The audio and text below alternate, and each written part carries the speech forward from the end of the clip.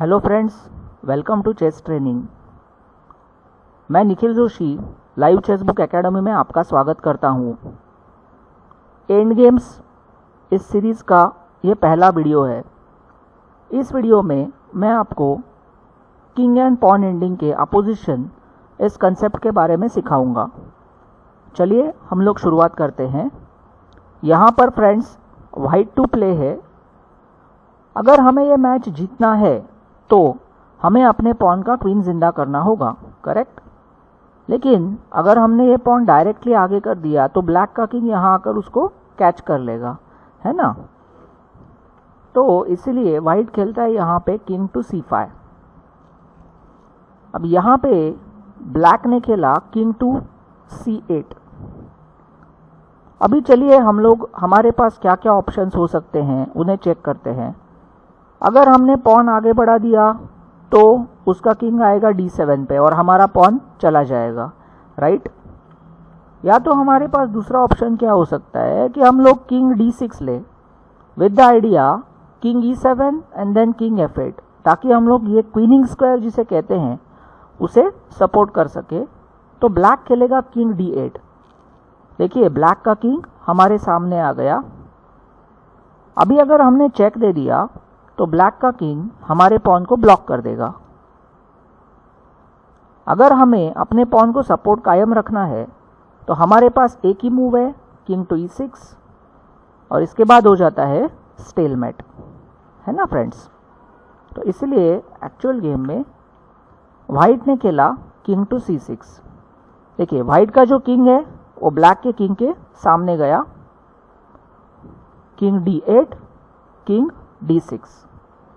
देखिए जब हम लोग हमारा जो किंग है अपोनेंट के किंग के एग्जैक्टली सामने लेकर जाते हैं और बीच में एक स्क्वायर का गैप रहता है तो उसे कहते हैं हमने अपोजिशन ले लिया।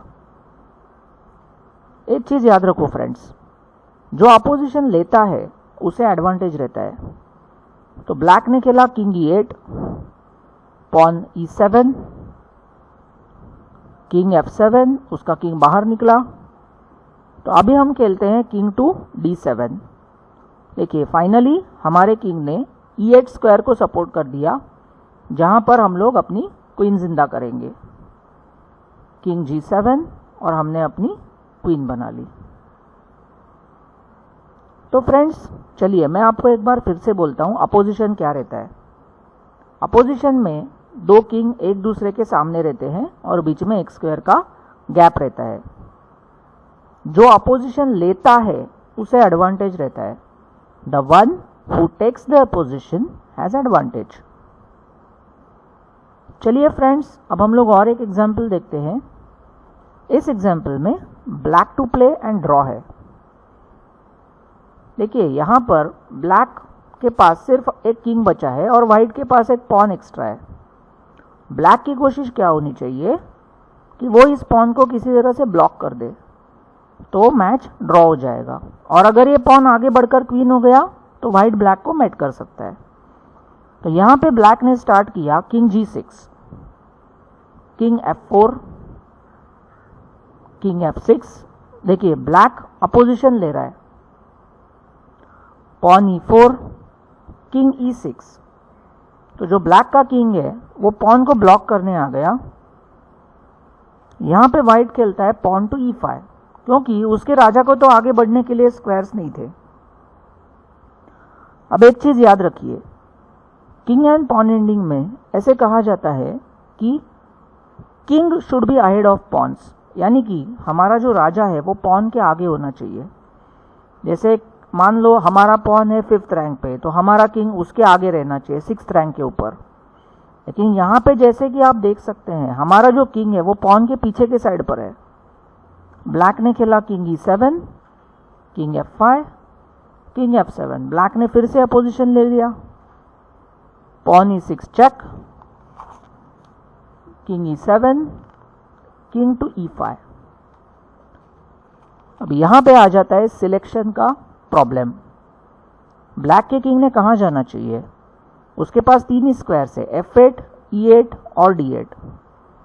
चलिए मान के चलते हैं कि वो किंग f8 पे गया, लेकिन ये गलती होगी क्यों गलती होगी?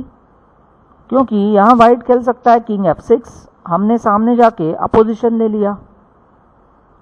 अपोजिशन देखिए लिया किसने? वाइट ने ले लिया।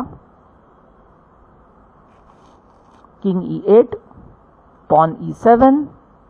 अब यहाँ पे क्या है, जो ब्लैक का किंग है उसको ये स्क्वायर छोड़ के बाहर निकलना पड़ेगा और फिर वाइट किंग F7 से क्वीनिंग स्क्वायर को सपोर्ट कर देगा। से किंग C7 और वाइट ने यहाँ क्वीन बना ली। So this is why in the actual game black ने खेला किंग टू E8। इसकी रीजनिंग क्या है? जहां भी वाइट किंग जाएगा ब्लैक किंग उसके सामने आकर अपोजिशन ले लेगा। As he takes the position, यहां वाइट खेलता है E7, किंग E8। अब वाइट का टर्न आ गया। वाइट अगर पीछे हट गया तो ऑफकोर्स पॉन कैप्चर, और यहां आ गया तो स्टेलमेट, और ये जो मैच है वो ड्रॉ हो जाएगी, है ना। तो चलिए फ्रेंड्स, अब मैं आपको नेक्स्ट एग्जांपल की तरफ लेकर चलता हूं। ये एग्जांपल में फ्रेंड्स ब्लैक टू प्ले है। यहां जो ब्लैक का पॉन है वो नीचे की तरफ आ रहा है ना। तो जैसे कि हम लोग देख सकते हैं कि ये जो पॉन है नीचे की तरफ आ रहा है, तो king is ahead of the pawn. जिस तरफ पॉन चल रहा है उसके आगे के लाइन में किंग खड़ा है। किंग B5, ब्लैक ने स्टार्ट किया अपोजिशन लेकर। King C3, king C5, king D3, king D5, king C3। अभी देखिए, सिर्फ अपोजिशन करके हम लोग जीतने वाले हैं नहीं। हमें उसके लिए पॉन जिस रास्ते से आगे बढ़ेगा उस रास्ते को कंट्रोल करना पड़ेगा। तो यहां ये खेलता है किंग टू E4। तो देखिए उसने 1, 2, 3 ये तीनों स्क्वायर को लॉक कर दिया। King D2, king D4, black ने देखिए फिर से अपोजिशन ले लिया। King E2, king C3। देखिए अब इस बार ब्लैक के राजा ने D4, D3, D2 ये तीनों इंपॉर्टेंट स्क्वायर पकड़ लिए। इंपॉर्टेंट स्क्वायर क्या रहता है? एक बार फिर से बोलता हूं, इंपॉर्टेंट स्क्वायर यानी कि वो स्क्वायर्स जिनके ऊपर से आपका पॉन आगे बढ़कर क्वीन जिंदा करेगा। जैसे कि ये रोड है, ब्लैक के पॉन को ये रास्ता छोड़ के और कोई रास्ता है ही नहीं, है ना। King E3, pawn D5, king E2, pawn D4, king D1, king D3। देखिए ब्लैक ने सही समय पर अपोजिशन ले लिया, और जैसे ही व्हाइट का किंग यहां बाजू में हो गया, किंग E2। यहां ब्लैक ने D3, D2, D1 तीनों इंपॉर्टेंट स्क्वायर्स को अटैक कर दिया। King C2, pawn D3 check, king B2, pawn D2, और यहां ब्लैक की क्वीन जिंदा हो गई। तो फ्रेंड्स, अपोजिशन और इंपॉर्टेंट स्क्वायर्स ये दो कंसेप्ट्स के ऊपर एंड गेम्स का हमारा ये पहला वीडियो था। इसी सीरीज को आगे आगे देखते रहिए ताकि आप एंड गेम के बारे में बहुत कुछ जान सको। Thank you, have a good day, thank you so much.